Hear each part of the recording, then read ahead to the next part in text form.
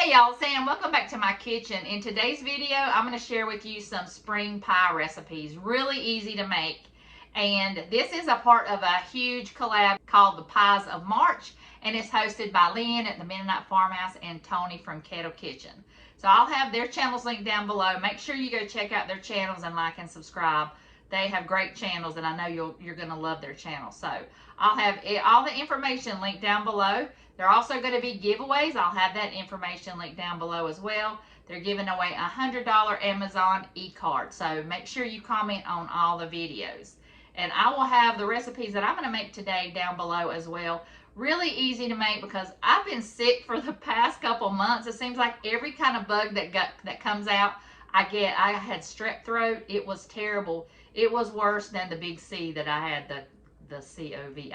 I don't know if I can say that, but it was worse than that. I had a really high fever, so I am gonna make some easy pies.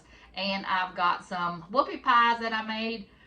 They're not the best looking pies, but they were really good. So those are the first ones I've ever made. I made a Jello pie, which was so easy. If you use a pre-made crust, it's like 4 ingredients. It's really good. And I made a Jello pie as well. So I'll have all the recipes linked down below if you want to make them. They're really colorful and cute. So I will turn you around and let's get started on making these pies. Okay, the first recipe is for a Jello pie, and it's just 3 ingredients if you use a store-bought crust.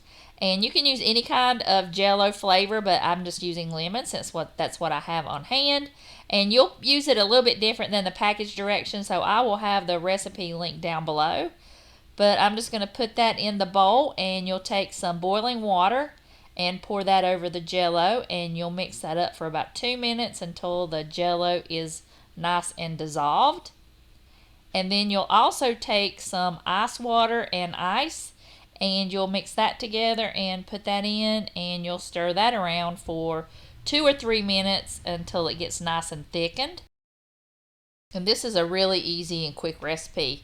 And then you'll just put in your whipped topping. This is just the Walmart whipped topping, or you can use Cool Whip.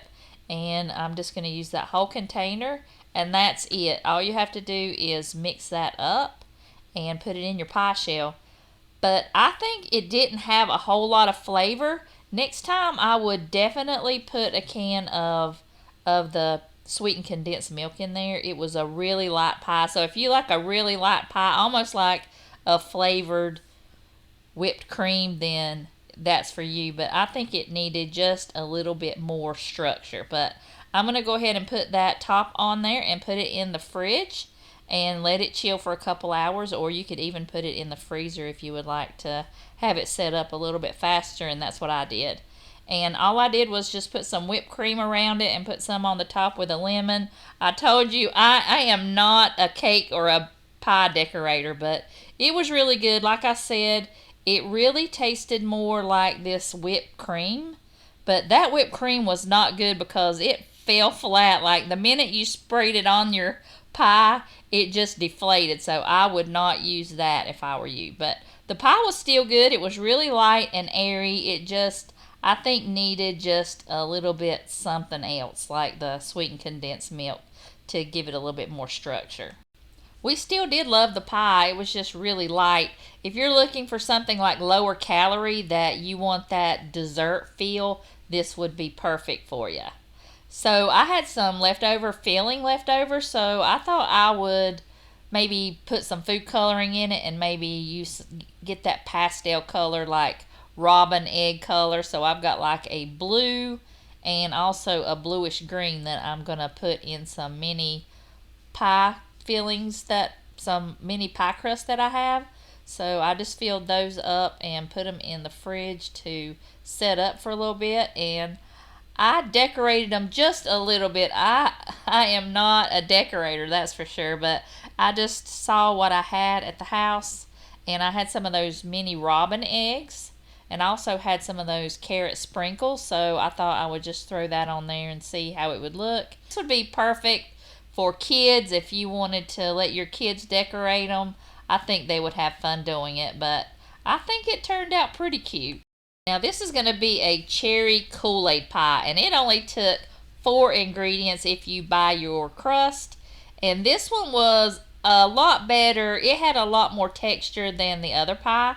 So I think next time when I make that other pie, I'll make some I'll put some sweetened condensed milk in there, because that's what this one had. And this turned out so good with just 4 ingredients. I mean, you can just make any kind of pie. I think the next time I'm going to make a lemonade one. I think that's going to be good.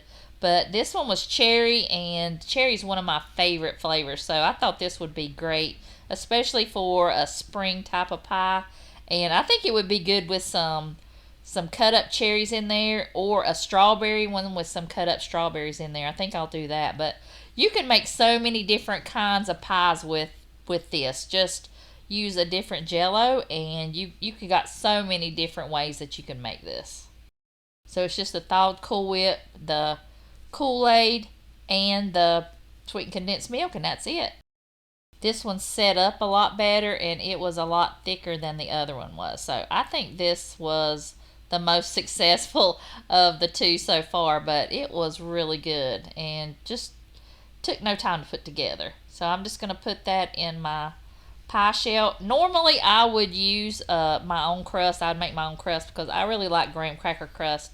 But, you know, since I'm not feeling the best, I thought this was the easiest way to go. But it was still really good, even with a store-bought crust.